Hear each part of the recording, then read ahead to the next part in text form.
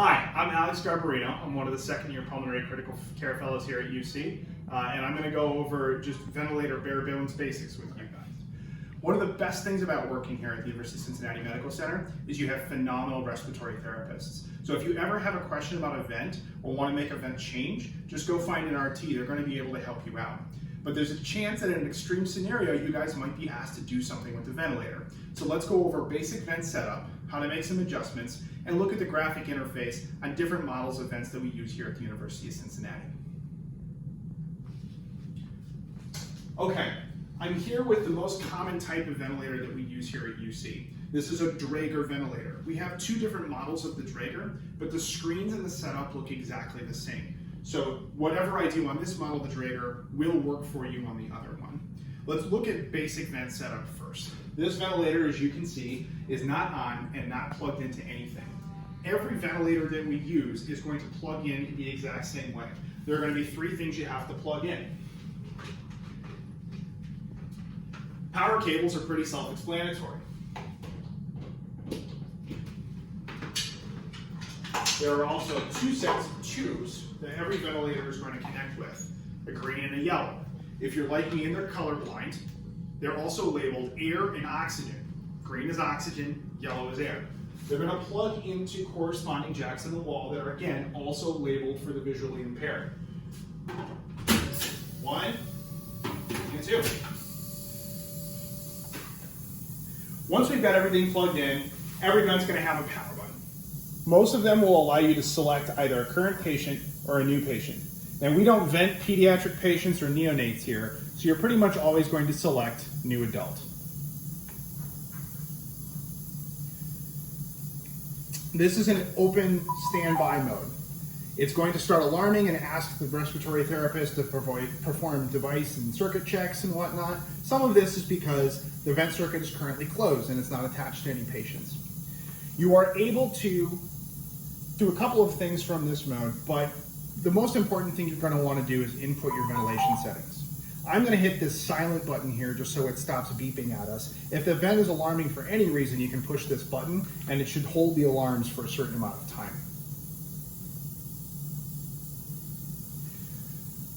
You can see that on the ventilator, it's going to start with some pre-configured settings. In this particular case, the ventilator is preset to a different type of ventilation than we've been talking about. So we're going to select a different mode. If you tap this button here where it says ventilation settings, which I will point out also exists on the upper right hand of the screen, ventilation settings. If you tap that, it will allow you to select ventilator modes for the patient. You'll see we're immediately greeted by a number of options. Currently, I want you to ignore all of these dials. We'll get to these in a moment. And I want you to focus on this row. This row is the preset modes of ventilation that you can choose from. As we've already discussed, the vast majority of your selections are going to be in volume control mode, where it says VC. And I want you to select AC, which stands for assist control. This is going to allow a patient to trigger a breath if they want it. Once we've selected this mode, you'll see that we're immediately greeted with the same options we've been discussing that you can control. And as you can see, if you don't make any selections fast enough, it's going to default back to an old mode of ventilation. So let's click back into volume control and look at the first thing we're allowed to select, FiO2, fraction of inspired oxygen. As we've discussed, you can dial this from 21%, which is the equivalent of breathing room air, all the way up to 100. And you'll see I'm using this knob that's on the ventilator to make my dialing selection. When you're setting up an initial ventilation, you almost always want to start the patient at 100% FiO2. This is because you're going to take control of the clinical situation, and the first adjustment you're going to make is going to be to dial back that oxygen once the patient starts to stabilize. You'll see I clicked the button in order to confirm that selection, and I'll just silence the ventilator one more time. The next selection we're going to make is the tidal volume. Remember that we're going to try and select a tidal volume of 6 milliliters per kilogram of ideal body weight. The ventilator is defaulting to a different setting, so we're going to dial it back. Now, I'm not ventilating a real patient right now, so let's just ballpark it at about 400 cc's. And again, I'm going to click that button to confirm the selection. We'll come back to TI in a minute. For now, let's move over to RR, or respiratory rate. This is the default rate that the ventilator is going to program itself to give breaths. Remember, if the patient decides he wants to breathe faster than this rate, the ventilator is going to allow him to and give a full supported breath because we're in this assist control mode. Let's dial in an initial respiratory rate of 20.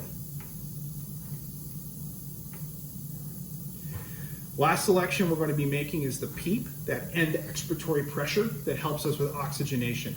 We're going to use this knob to dial something between 5 and 10. Let's ballpark him at 8. The last thing here, this TI stands for inspiratory time. Because the ventilator is giving a targeted volume and it has a certain respiratory rate that it's doing that in, it still needs to decide how much time it wants to spend breathing in and letting the patient breathe out. If you look in the lower left-hand corner, you'll see something that says I to E and a ratio. That will give the ventilator instructions on what sort of ratio between inspiration and expiration it would like to give. You'll see as I turn the inspiratory time down, that ratio is going to increase in favor of expiratory time. There's no real guideline for what to set either an inspiratory time or an IDE ratio at. Most respiratory therapists will give you an initial setting of around 0.9 to 1 seconds. Let's give the patient 0.9 seconds to breathe in. Now we've selected our initial settings. The last thing we need to do is confirm the ventilation mode and just select one more time. And now these modes will be locked in for our patient. Once we've selected our initial settings, I'm going to exit back to the home screen. To start ventilating, once the patient is connected to the ventilator, simply hit start ventilation and push the button. You'll see the ventilator start to try and deliver air, and it's going to have a very difficult time doing so because we're not intubating a patient right now. I'm going to try and silence the alarms to see if I can get the ventilator through the calibration settings while it's trying to breathe into a closed circuit. We can immediately start to see some things. On the bottom of the screen, we see all those settings that we had previously dialed in, and we can see the FiO2, the tidal volume, inspiratory time, respiratory rate, PEEP, and slope. Don't worry about the slope, and really don't worry about the inspiratory time. Just look at these 4 numbers if you want to see what the ventilator has been dialed in to give. Now, just because we're asking the ventilator to do something doesn't mean it's actually able to do it all of the time. Currently, right now, we're breathing against a closed door, so the ventilator is having all sorts of problems trying to do all of this. However, it is still reading out some data for us. And when you round on a patient, you're going to want to be able to see some of the data that the ventilator sees that it's doing for itself. Here where it says FiO2, you can see the actual FiO2 the vent is delivering. You can see there's a 1% difference between what we asked for and what it's doing. That's not a huge deal. But if you see a more than 5% discrepancy, you might want to grab your respiratory therapist and ask them to investigate. Underneath that, you're going to see PIP, which stands for peak inspiratory pressure. We'll have further discussions of what peak pressures can mean later on. And P-mean, or the mean airway pressure, which is an important parameter for treating patients with ARDS, but in patients with obstructive lung disease isn't quite so relevant. These empty boxes, VTI and VTE, are going to display the amount of tidal volume delivered to the patient, VT inspired, and the tidal volume returned to the circuit, the VT expired. You can see that these particular boxes are blank because the ventilator is not actually delivering any air. Pausing for alarms, silencing again. You can see the respiratory rate being delivered as 20, which is exactly what we asked for. And next to it, RR spawn is going to tell you if the patient's generating any spontaneous breaths. Since the patient's not breathing, because there is no patient, this is going to be at 0. The minute volume is in liters per minute. Remember, that's that important parameter for controlling blood carbon dioxide.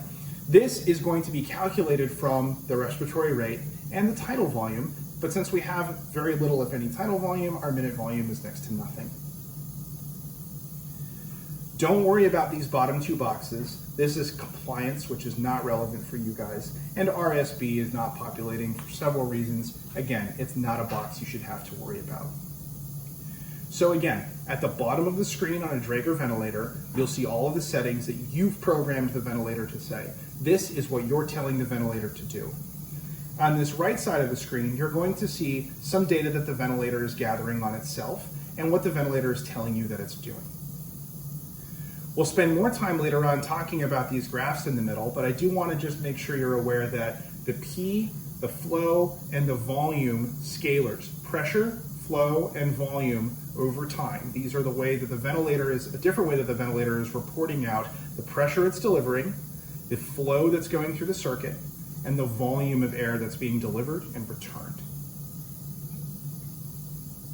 On the far right of the screen, we have a lot of options. This can seem a little overwhelming, but I really just want to draw your attention to one button, and that's ventilation settings. If you tap this, it's going to open the same window that we looked at the beginning of this session, where we can dial in new settings for the ventilator. If you touch any of these things to change, it'll automatically select them and that allow you to dial it around without opening that menu. So you can see I tapped the PEEP icon, and I'm using the rotary knob to adjust the PEEP. If I wanted to do that with any one particular setting, I could do that quickly without opening the full ventilation settings. However, if I ever needed to change the mode of ventilation, the only way to do that is to tap that button.